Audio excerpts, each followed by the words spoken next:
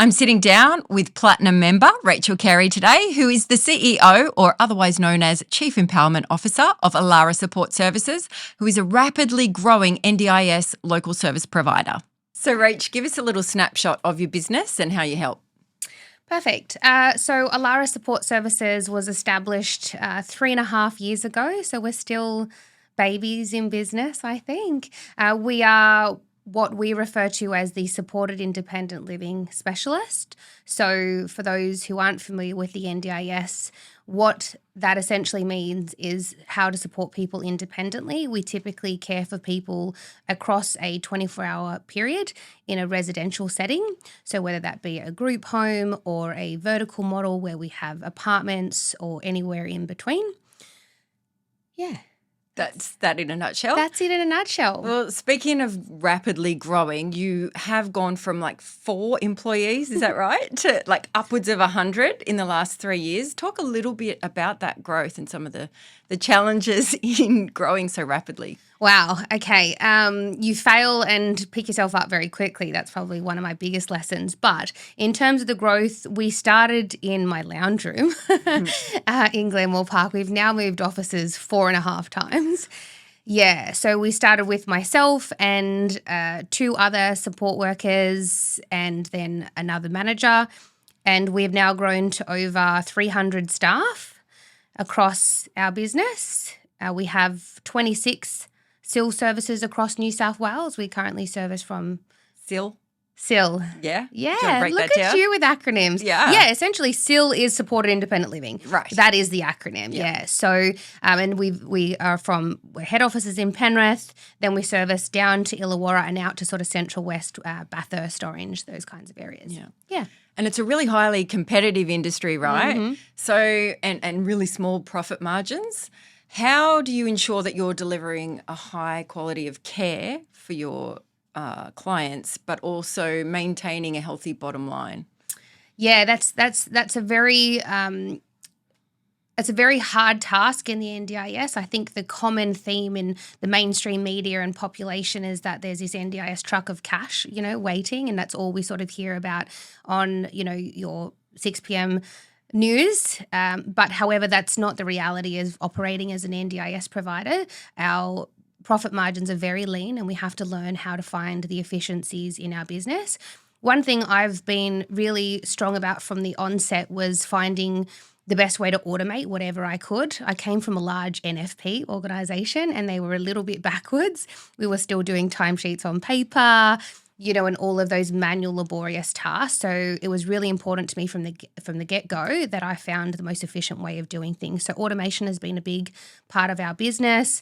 Obviously resources, our 75% goes out the door based on staffing costs. So whatever you can resource offshore.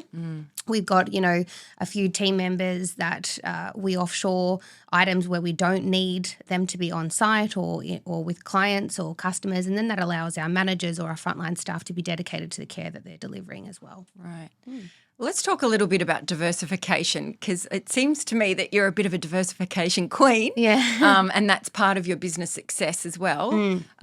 Tell me a bit about the Powerhouse woman. Yeah, okay. That's a tagline I came up with. It came to fruition when I was at a retreat with a bunch of strangers, and it was 4 days, and by the end of those 4 days we became very close. And we had a circle at the end of the retreat with, 15 people, and we had to give one word that described the person in the middle of the circle. And after the 4 days of getting to know each other pretty intensely, it was about 90% of the circle said that Rachel was a powerhouse. That was the one word that they used to me, and I often get that a fair bit. So it was the powerhouse woman, which was the tagline. Now, the whole idea of the powerhouse woman is to inspire, educate, and transform the lives of people with disabilities the only way I know how, and that's either by providing care or empowering other people to provide really quality care and how to run an efficient business as well. So I've been fortunate enough to have a really great career and now have a very successful business. And now I just want to give back to the sector that's given so much to me. Yeah, wonderful. Yeah. And with all those moving parts, how do you foster a healthy working culture? Oh, I think, and I talk about this in some of the events and keynotes that I do, is how to create a winning team. And the first thing to consider there is it costs you far more as a business to rehire, retrain, and develop a new staff member rather than just to keep your current team happy. Yeah. So I think the first thing for me is how can I create a culture where people love to come to work, And I've had to challenge the status quo. People want to do this corporate vibe, but at the end of the day, we are human beings. And I think that we're seeing the landscape change, and I've really lent into it, probably too much. I've gone the total opposite way. So now we have heaps of initiatives at work, how to keep people happy. We do give back events. We obviously do employee nominations and awards. We do wellness days for our team members. We do lunches whenever we can do them. We cater for events whenever we can. And the most important thing is one of our values is we've got you. And I think that's something that gets really missed is that, you want to go off and have a baby and come back to work, we've got you. You want something going on with your family members, we've got you. That's your problems. Your life is our problems too, So, and I like to create and again, this was probably not something that people said, but create a family. Yeah. And that word is okay with me. And sort of getting back to you and the high rate of burnout within this industry, how do you look after yourself as well? Look, I've done a lot of work over the years on myself. I'm very passionate about being the best version of myself. So a lot of the work that I do to my inner work that I do, I think makes me be able to shift my state at any particular time. So that's probably the first thing. I do a lot of breath work and meditation and that kind of stuff to keep me grounded. Outside of that, I just love being a mum, spending time with my kids. I love going out for a margarita and a booty shake with my girlfriends, and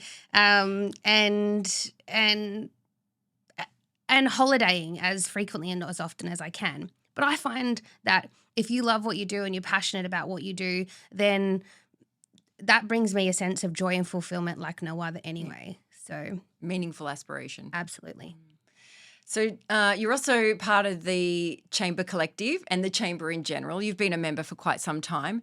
Tell us a little bit about your experience with the Chamber business community and how it's helped you in business. Yeah, perfect. I was actually walking around the river with my girlfriend, Ashley, and we were talking about the Chamber the other day. And she had said it truly had transformed her life. And when we first, and her business, and I couldn't agree more, when we first joined up to the Chamber, we were like, what is this? And we went in like, oh God, is this going to be totally weird? Is this some kind of cult? Like what is going on? But the reality is it's such a beautiful network of business owners, entrepreneurs, or key decision makers in business where you can bounce ideas off, fuel your mind, your passions, learn from one another, network with each other, and build a beautiful community. And I think what happens when you grow either personally or in business, who you want in your proximity changes, right? And I truly think that proximity is power. And through the Chamber, I really like who I've got in my proximity. So the Chamber Collective is key to that as well, I assume? The Chamber Collective is wicked. There's nothing better than walking out of the Chamber Collective at 8:30 on a Thursday morning, and I am pumped. Like I'm so pumped for the day. I love sharing in each other's wins and each other's aspirations, talking about challenges, realizing that doesn't matter what sector that you're in, typically the challenges are the same or they feel the same even if they're slightly different. And we get the opportunity to obviously present in front of our peers too, which I think is a growth opportunity as well. So I love the collective. Yeah, great. Yeah. And finally, what advice would you give to an entrepreneur looking to sort of bust into your industry or business in general? If you're looking to get into the NDIS, come and join my community through the NDIS, so the Provider Business School, or through Rachel Carey, and we can sort of make it a lot easier for you. That would be if you're trying to get into the NDIS space. If you are trying to get into the NDIS space, passion and purpose is paramount. If you don't have that, then please go and choose another sector, because we work with so many vulnerable members of our community. So that has to be at the forefront of everything that we do. And for business owners in general, my advice would just be dive in, think big, and just get on with it.